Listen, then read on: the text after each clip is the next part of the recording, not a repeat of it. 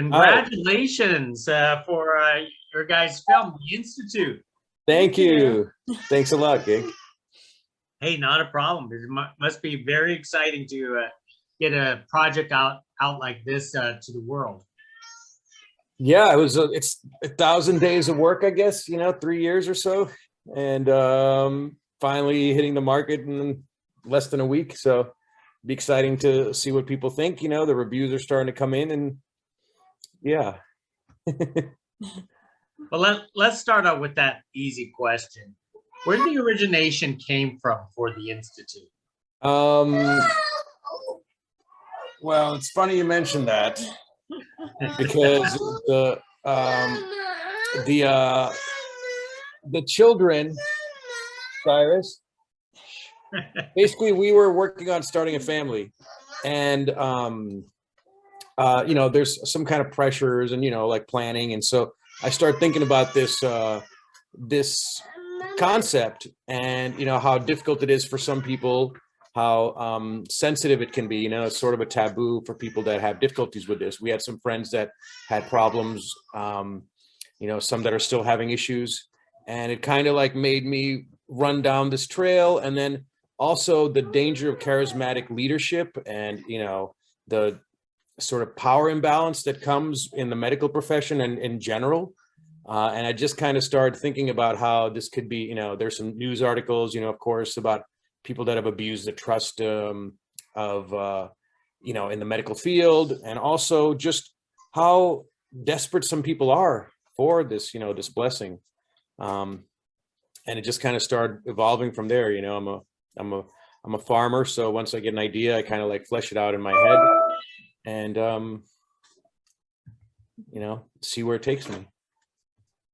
I was going to say, this is a story that a lot of families go through and relate highly, because this is something that I want to say happens all over the country, all over the world, in its own way, and people try to seek these type of remedies. Yeah, it's a lot more common than I think people realize. Our Western world is reproducing later and later. Birth rates are falling.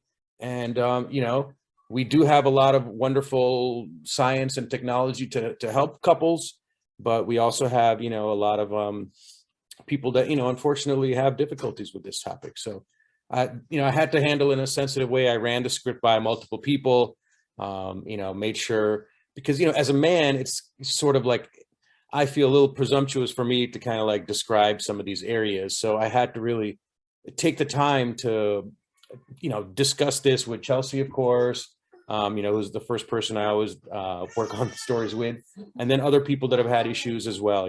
Went through quite a few of my female friends who were like, writers staffed on shows, playwrights, etc. And just to kind of get the idea where I didn't want to offend anybody. That's not the goal, but I have I wanted to entertain people without being, I guess, mean about it, Chelsea, tell us about the female perspective of, putting your touch onto a story like this. Well, I mean, it's interesting, like, during the course of this project, like when we kind of started like pre-production, I was pregnant for our first son. And then when we were in post, I became pregnant with my second son. So, it's like, it was very real to me, like throughout, just from the female perspective, I think Hamza did a great job at, it's so exciting to, be pregnant and to be thinking about like, oh, how your life is going to change. And, there's so many like positive things about it, but there are also some like really like terrifying things, either like, like something like, you could see on an ultrasound, or if it's just your imagination, like, like kind of like the what ifs, involved. So I think Hamza did a great job of like, using all of these elements to add to this story like in a really real way. Not to mention the difficulties some people have, just even getting to that point. Exactly. Yeah. So Cyrus, stop it. Tell us about turning this story into sort of with certain sci-fi elements into it. I mean, it's almost like in its own way, it was leading into towards like a mad scientist type of storyline.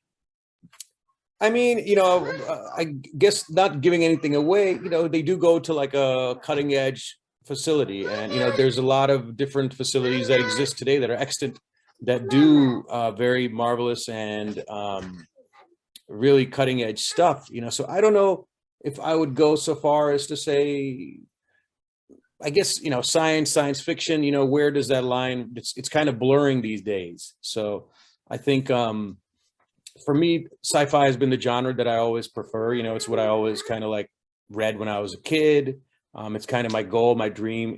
Films are always kind of like heavily sci-fi influenced. My favorite films are usually highly sci-fi influenced. But this one I think is, it's less about the science, about the technology, but more about the story of these, this couple and these characters that are going through a very real difficult event, and how they respond to this kind of very unique circumstance where they're taken to a private facility, and when the private facility has both positives and negatives. So the characters that you wanted to create, besides the main characters, you wanted to create a couple more couples to fill out the cast of your facility, basically. Well, yeah, I mean, it's not, it's a big facility, and there's other people that are there for help as well, right? It's a common issue, and, everybody have their own needs, what their own kind of desires are. But yeah, there's other perspectives involved, rather than just this one, kind of like typical couple. So the other two, are more unique. Absolutely. Well, on the production side, obviously you have to pick a retreat somewhere. So where did you guys made this retreat, this institute at? Yeah, well, you can answer that. It's Yeah, we shot the whole thing except for the New York scenes in the Catskill Mountains in upstate New York. I think like in the story, it's kind of like a fictional mountain range. What's the mountain range? Just Ipswich Mountain. It's a common town in some of the people that get the reference, from the readings get the reference. Otherwise, it's just a regular secluded area that could be anywhere. Yeah, and actually, like, I think the couple falls asleep like on the way, so maybe they don't even know, So whose house did you commandeered for this production then? Well, we use multiple locations. There were, there's the actual facility itself. There's the lake itself. So I would say it's actually an amalgam of the sanctuary of 1, 2, 3, 4 plus properties. And that's not even including the summer camp we rented for the event. To kind of create our COVID bubble. And how was that experience of using the green screen for some of your settings in this film? It was challenging. We were hoping to have like a real location, but between COVID and our budget had some challenges, kind of last minute, and then we sort of made the decision to give some people some haircuts and roll forward without our complete, like our marketing plan, our full budget that we wanted to do to bring this film to market. So we kind of went for it sort of naked without a whole lot of contingency. And so we sort of,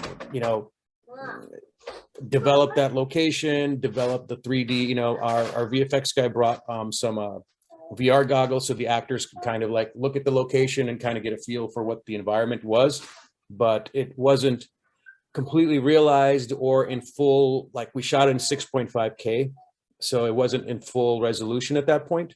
So I think we did what we could, but yeah, I mean, it was challenging at our budget level to do something that you really like a full 3D virtual environment is kind of the ballywick of like, $100 million films. But I think we did a good job. It was a really interesting developing the virtual environment. There's multiple virtual sets. There's two, but we don't have to give away too much. And it added something greater to it. It added something that you probably don't get at a film very often at our level. It sounds like COVID was really a big challenge for both of you throughout this entire production. Yeah, absolutely. It was really nerve-wracking, like even though we were taking as many precautions as we could, there's always like, that kind of like lurking, yeah. But I think like toward the end of our shoot was like almost 3 weeks, like toward the end.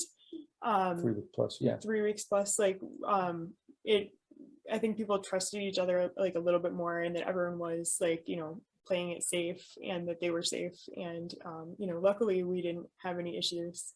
Yeah, but knock on wood, nobody got sick on set. We tested everybody, of course, beginning and, and we're testing throughout, temperature checks and all that. But, it was helpful that we were so secluded. If we were shooting this all in New York and just putting people up in hotels, what's to stop somebody from going to the deli or this, but we actually pulled everybody into like a 50-acre private campsite. And so, the meals were all catered. There was a game room, there was campfires every night. So there was a lot of motivation to sit, bond with the crew. The cast and the crew was there. I would go, And if people were kind of like going on their own adventures, like it was, on hiking trails. Yeah, it wasn't exactly. like, like mingling with other people. So that was nice. Yeah. Well, 3.5 weeks is no vacation by itself, but you guys pulled it off. Tell us about your guys' cast. Why were they perfect? How did you guys draw them into your project? Yeah, well, Victoria Brandart, was there from the beginning, and we were working on the project, and we had originally actually cast another friend of ours, Jay Armstrong Johnson, who's a Broadway actor, but unfortunately the scheduling kind of couldn't be worked out. So we were auditioning some people, and Victoria brought in somebody that she knew, who ended up getting the role, Ignacio. He did a great job. He was very driven for it. He worked hard. He had some good ideas, and we basically auditioned him and had him do some readings with some of the cast and just kind of see where he fit, because there's an ensemble piece with Steve, who's sort of a similar age group, similar demographics. So the two guys, somebody told me they could be brothers, but their parts were very different. The other part, the lead, kind of needed a sort of a straight, kind of typical protagonist, performer, whereas the Steve character needed somebody with like some real comedy sensibilities. So I think we were really lucky to have, Jared Harper, who I've directed on a play before, step in for that, kind of comedic role. Wow. Well, everything all fit together for the Institute. So you must have had a great time. How was this as your directorial debut? For my feature debut, it was pretty intense, because of the budget, because of COVID, because of all these other things. I had to do so much more. I was mowing the lawn at the same time as like taking out the trash at the end, just making sure, the catering. So I couldn't have done it without Chelsea, obviously. But it was a lot more than just kind of like talking to the DP, working with the performers, and just kind of like making sure the performances are on point. And the post process, well, you mentioned the chroma. So that took us about a year and a half. I was hoping that the project would be done and ready 3 months later. So it took about a year and a half just because of the, intensive, post-production needs. So that was also quite, wouldn't call it an unpleasant surprise, but it was a Herculean task that we had to do after we wrapped. So just the last 3 years have just been like writing it, pre-production, raising the funds, shooting it, and then another year and a half of bringing it to market, finishing it off, distribution, and now I guess 3 or 4 days away from unleashing it upon this world. Unleashing is certainly the right word, and putting out fires. I thought Chelsea, as the producer, that's her job there. Well, we did a lot of. Yeah, there were a lot of fires, but I mean, like, thankfully, like, none of them burnt the house down. Yeah. But lots of close calls. But like, I think that's kind of like, that's how it is. That's the indie job. filmmaking, That's huh? like actually the norm. Like. Yeah, I don't think we had one So- day where there wasn't a challenge of some type between like, logistical issues or, kind of the inevitable drama when you put this many humans together in the same place with their assorted egos and divergent visions. But overall, we were somehow able to kind of corral the cats long enough to get the production done, and hopefully everybody had a good time doing it. We wanted to make like a pleasant experience for people that were kind of cooped up for 6 months during COVID, and bring them up here we to got a lot shoot. of that feedback that it was great to do something creative. Like we had a lot of like New York based cast, so they were up in the Catskill Mountains doing something creative, like after this, like I guess like what, 6 months of the pandemic at that point. So I think overall people had a good time, and I hope that they're proud of the film too. Yeah. Well, it was certainly a trial by fire. So then I guess I'll have to wrap it up with what's next. Are you guys going to do this again? Hopefully, the second time is easier. Yeah, it will be. It will be. Yeah, we have. I have 2 feature projects, that I'm working on. One we can do as an indie. The other is, we're going to be shopping around, and 3 different TV concepts. And a lot of people sort of associated with the production. They were inspired, and they have things that they want to develop. So we're thinking about kind of building a slate and having a full 4 or 5 projects lined up to take us into the decade. Well, I want to say congratulations to you both for the Institute. Thank you so much. I am so glad that this is a fictional story, and For now. Yeah. Who knows? But anyways, hopefully we get to do this again. Yeah, I would love to. Thank Yeah. you so much. Thank you so much for having us. It's a real pleasure. Hey, not a problem. Thank you. Next time. Take care.